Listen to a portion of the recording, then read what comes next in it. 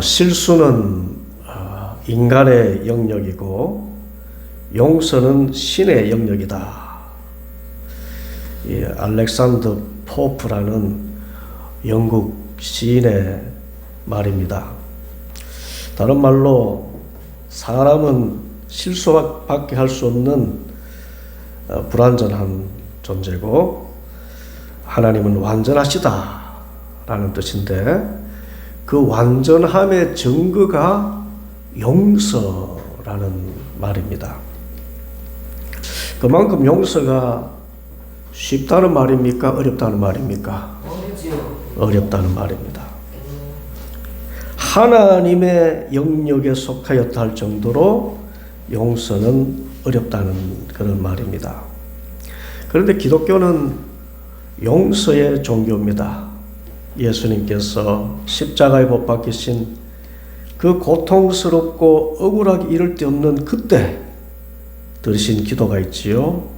아버지, 저 사람들을 용서하여 주십시오.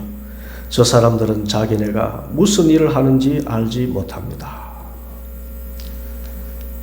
예수님께서 용서하셨으니 예수님의 제자들인 우리도 용서할 수 있어야 합니다.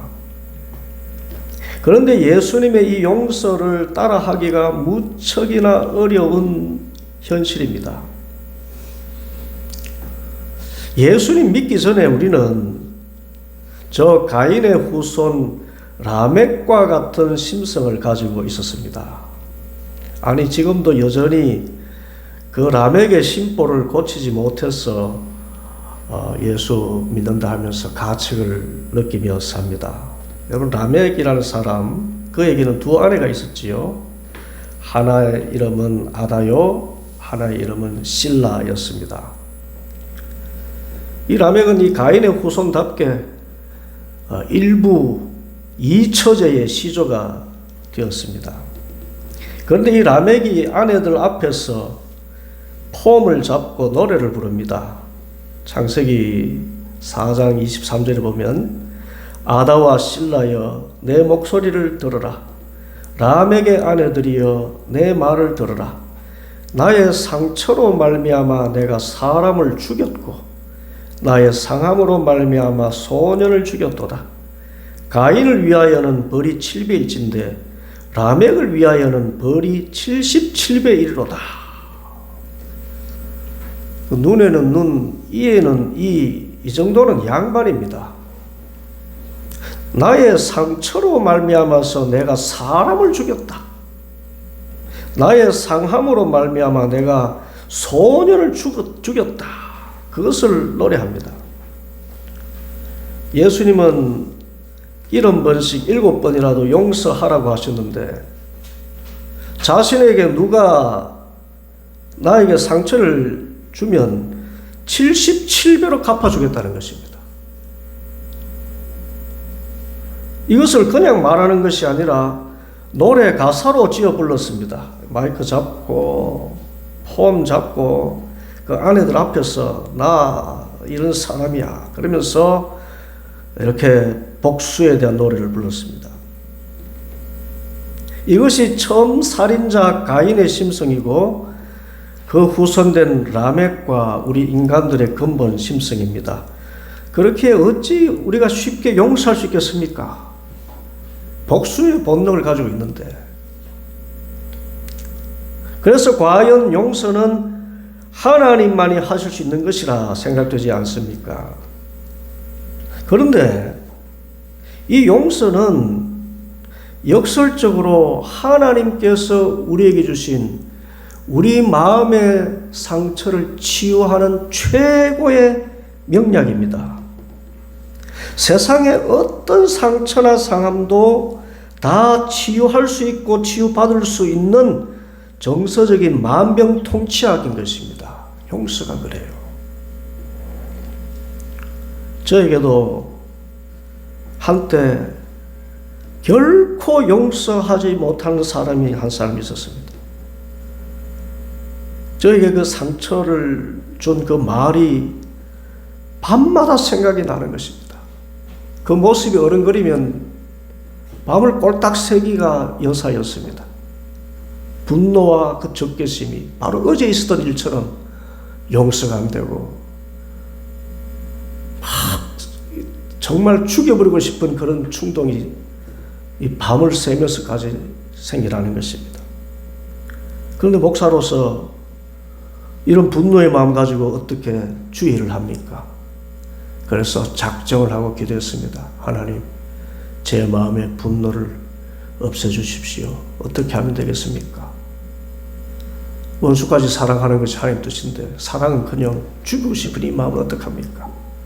그래서 일주일간 단식하면서 부르짖어 기도했습니다. 주님, 용서할 수 있게 해주시옵소서.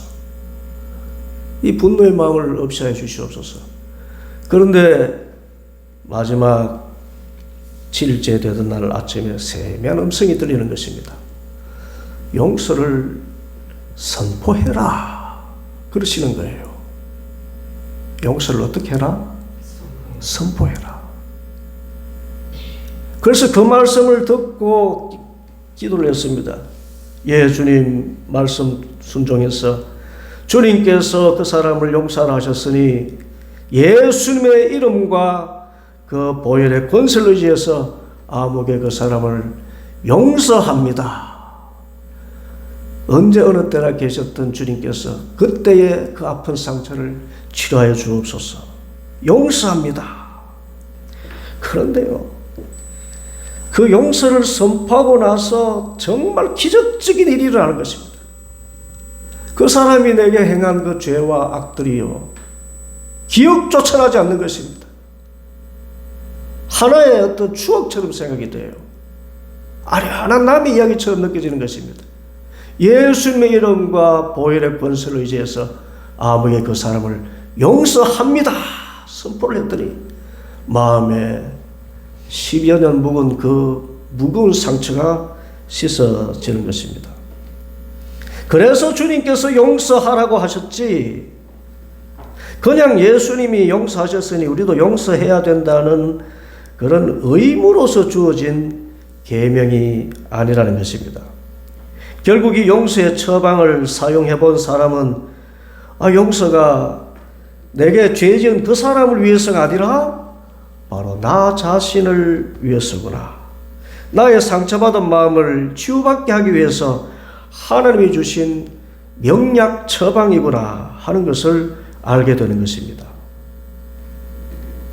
그리고 어떻게 하면 이 치유의 명약 용서를 할 수 있을지 궁금해지는데 오늘 본문에서 이 용서를 그 삶으로 보여준 사람이 있습니다. 누구입니까? 요셉입니다. 요셉의 삶은 정말 아버지 야곱만큼이나 아니 그 이상 상처투성이었습니다. 요셉의 어머니 라헬은 동생 베냐민을 낳다가 돌아가셨습니다. 요셉이 어릴 때예요. 이 어머니 라헬은 참으로 곱고 아리따운 어머니였습니다. 아버지 야곱과 함께 있을 때 어머니는 정말 행복해 보였습니다. 더구나 요셉을 품에 안고 있을 때는 세상 모든 것을 얻은 듯이 행복해 하셨습니다. 그토록 갖고 싶어도 갖지 못하고 마음고생하다가 마침내 얻은 첫 아이가 요셉이었기 때문입니다. 그래서 요셉은 어머니와 아버지의 사랑을 한 몸에 받으며 자랐습니다. 그러던 중 어머니가 베냐민을 낳다가 길 위에서 세상을 떠납니다. 그래서 아버지 야곱의 슬픔은 이루 말할 수 없는 것이었고, 그래서 더욱더 요셉에게 애정을 쏟았습니다. 요셉은 어머니 라헬의 분신과도 같은 존재였기 때문입니다. 그래서 다른 형제들보다 10갑절은 더 챙겨주었습니다. 당시 흔하지 않던 채색 옷을 입히고 무슨 말이든지 아버지 앞에서 또 형제들 앞에서 자유롭게 할 정도로 아버지는 요셉에게 사랑을 베풀었습니다. 그래서 자기가 꾼 꿈을 이것저것 생각하지 않고 그냥 천연덕스럽게 말하기까지 했던 것입니다. 이런 요셉의 천진난만한 모습은 반대로 형제들에게는 눈에 가시처럼 여겨지고 그 아버지의 불공평한 사랑에 대한 반감만 키울 뿐이었습니다. 그래서 형제들의 마음에 저 자식 없으면 좋겠다, 그런 마음이 크게 자리 잡고 있었는데, 바로 그 즈음에 아버지가 형들에게 심부름을 보냅니다. 저 도단 평야에 형들이 양을 치고 있는데 요셉을 혼자 보냅니다. 이제 요셉이 아버지의 심부름을 받아서 자기에게 오는 것을 본 형제들은 이때구나, 그 나쁜 마음을 품고 그 요셉을 이집트의 노예로 팔아버리고 말았습니다. 이미 형들이 자신을 마땅치 않게 여긴다는 것을 알고는 있었지만은 당시 나이 17살입니다. 17살의 소년이 겪는 일로서는 오로지 죽음의 공포를 넘어서는 도무지 치유받을 수 없는 상처로 각인되는 일이었습니다. 이제 아버지도 볼 수 없지요. 또 서로 의지하던 베냐민 동생도 볼 수 없습니다. 무엇보다 아버지 사랑의 울타리에 보호받을 수 없는 소년 요셉입니다. 17살이 무슨 세상 경험을 해봤겠습니까? 그 어린 소년이 이집트의 노예로 팔려갑니다. 이 팔려가면서 무슨 생각을 했을까요? 당시 도단 평야에서 이집트까지는 532km나 되는 거리였습니다. 서울에서 부산 찍고 다시 대전으로 돌아오는 그 정도의 멀고 먼 거리입니다. 그걸 당시 노예로 발에 족쇄를 차거나 손이 묶인 채 질질 끌리듯 걸어가는 길인데 좋게 3개월은 걸렸을 것입니다. 그동안 무슨 생각을 했을까요? 내가 형들에게 이렇게 잘못해서 이런 고생을 하는구나. 형님들 잘못했습니다. 하나님 잘못했습니다. 이랬을까요? 아닙니다. 사람은 그런 생각 못합니다. 단 한 가지, 형들 이 X들 두고 보자. 내 반드시 살아남아서 너희들 뼈 조각까지 아득아득 씹어주마. 이런 복수심에 불타지 않았겠습니까? 요셉에게는 도무지 용서할 수 없는 인생 최대의 상처를 받은 것입니다. 그런데 이뿐 아니었습니다. 이집트에 팔려가서 시위대장 보디발의 종이 되었을 때 그 주인의 아내가 얼마나 유혹하는지, 요셉이 아담하고 준수한 청년이라고 보디발이 없을 때마다 윙크하고 콧소리를 내면서 그러더니 급기야 어느 날 옷자락을 잡고 놓아주지 않는 것입니다. 그때 못 이긴 척하고 동침했다면 어떻게 되었을까요? 팔자를 고칠 수 있지 않았겠습니까? 어떻게 보면. 그런데 요셉은 그 유혹을 뿌리칩니다. 그런데 그 결과는 끝모르는 추락입니다. 어린 나이에 종신형을 선고받고 감옥에 갇힌 것입니다. 도대체 내 인생은 왜 이 모양일까 생각 들지 않겠습니까? 내가 세상을 너무 반듯하게 살려고 하는 것은 아니었는가? 진실하게 살고 정직하게 살면 오히려 손해보는 것이 인생이구나. 이런 막장 인생이 되는데 내 인생이 이제 누가 보상해주나. 그런 울분이 치밀어 오르지 않았겠습니까? 그럴수록 자신을 이집트 노예로 팔아넘긴 형들에 대한 분노가 덜 끌어오지 않았겠습니까? 우리는 그렇게 생각을 합니다. 그런데 성경이 전하는 요셉은 우리의 일반적인 이 상식을 완전히 넘었습니다. 참으로 하나님의 영역에 있다 할 정도로 초연하고 깨끗하고 넉넉한 인품의 사람으로 변해져 있습니다. 무엇을 보고 합니까? 창세기 39장 20절이 이 말씀입니다. 요셉이 옥에 갇혔으나 여호와께서 요셉과 함께 하시고 그에게 인자를 더하사, 뭘 더하사? 인자를 더하사 간수장에게 은혜를 받게 하시매 간수장이 옥중 죄수를 다 요셉의 손에 맡기고 그의 손에 맡긴 것은 무엇이든지 살펴보지 아니하였으니 이는 여호와께서 요셉과 함께 하심이라. 여호와께서 그를 범사에 형통하게 하셨더라. 그렇습니다.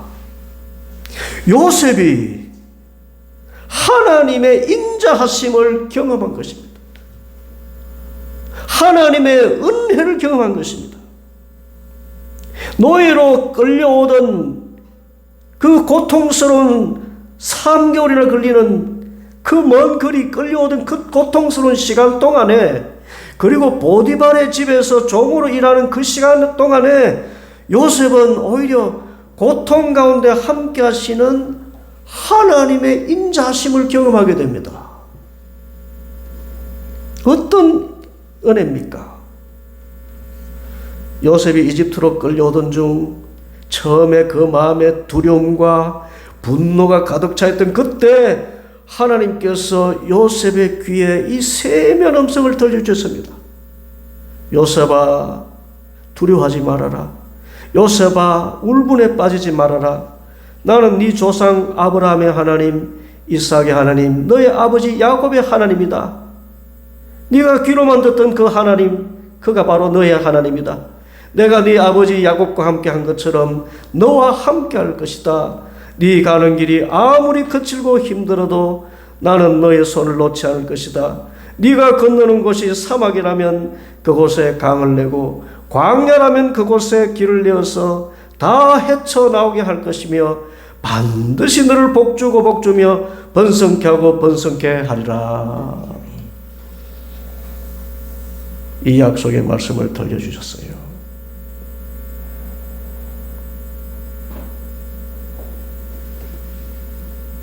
여러분, 그래도 이 말씀 어디 있습니까? 제가 방금 전한 이 말씀 어디 있습니까? 아니, 성경에도 없는데 어떻게 합니까? 여러분, 만일 하나님이 은혜를 베풀지 않으셨다면 요셉이 어떻게 보디발의 아내의 유혹을 뿌리치면서 이런 말을 할 수 있을까요? 창세기 39장 9절입니다. 이 집에는 나보다 큰 이가 없으며 주인이 아무것도 내게 금하지 아니하였어도 금한 것은 당신뿐이니 당신은 그의 아내임이라. 그런즉 내가 어찌 큰 악을 행하여 하나님께 죄를 지으리까? 누구에게 죄를 지으리까? 하나님 앞에서 내가 어떻게 죄 짓겠습니까? 이미 요셉은 보디발의 아내가 유익하는 그 자리에 누가 나와 함께 하신다는 것을 알고 있었습니까? 하나님이 나와 함께하고 계신다는 것을 알고 있었어요. 이미 하나님의 은혜를 경험한 것입니다. 아버지 야곱이 섬기던 하나님, 어머니 라헬이 자신을 품에 안고 들려주시던 그 하나님, 하나님이 나의 태를 여시고 너를 선물로 주셨단다. 아들아, 너는 하나님 잘 믿고 살아야 된다. 라헬이 그렇게 가르쳤어요. 그 하나님이 요셉의 모든 것을 다 보고 계시고 알고 계시다는 것을 이미 고백하고 있을 정도로 요셉은 이집트로 팔려가던 그때부터 하나님의 사랑의 음성을 들은 것입니다. 두려워하지 말아라, 염려하지 말아라. 내가 너를 사랑한다. 내가 너를 다 지켜보고 있다. 내가 너와 함께 하겠다. 반드시 복주고 복주며 번성케 하고 번성케 하리라. 그래서 고백하지요. 나는 세상 사람 눈에는 안 보여도 하나님께서 나를 지켜보시고 감찰하시고 돌보신다는 것을 아는 바, 나는 하나님 앞에 있는 사람. 이것을 우리는 코람데오라고 합니다. 여러분, 코람데오라는 말 들어보셨죠? 코람데오, 하나님 앞에서라는 말입니다. 하나님 앞에 있는 사람이요, 하나님이 내 앞에 계신 사람이요, 그래서 나는 진실하게 살고 정직하게 살 뿐만 아니라 어떤 상황에서도 주님 의지하며 살아가는 사람입니다. 고백한 것 아닙니까? 결국 요셉이 그 큰 상처를 치유받고 억울하게 감옥에 갇히는 상황에서도 분노와 좌절에 빠지지 않고 오히려 간수장들에게 신임을 얻고 하는 모든 일들이 형통하게 된 비결, 바로 그 하나님의 은혜를 체험한 것입니다. 그 은혜의 체험 안에서 요셉은 드디어 만난 형들에게 위대한 선포를 합니다. 참으로 위대한 신앙입니다. 창세기 45장 4절부터 8절까지 말씀 우리 함께 읽겠습니다. 이리 가까이 오십시오 하고 요셉이 형제들에게 말하니 그제야 그들이 요셉 앞으로 다가왔다. 내가 형님들이 이집트로 팔아 넘긴 그 아우입니다. 그러나 이제는 걱정하지 마십시오. 자책하지도 마십시오. 형님들이 나를 이곳에 팔아 넘기긴 하였습니다만 그것은 하나님이 형님들보다 앞서서 나를 여기에 보내셔서 우리의 목숨을 살려주시려고 그렇게 하신 것입니다. 이 땅에 흉년이 든지 이태가 됩니다. 앞으로 5해 동안은 밭을 가지도 못하고 거두지도 못합니다. 하나님이 나를 형님들보다 앞서서 보내신 것은 하나님이 크나큰 구원을 베푸셔서 형님들의 목숨을 지켜주시려는 것이고 또 형님들의 자손을 이 세상에 살아남게 하시려는 것입니다.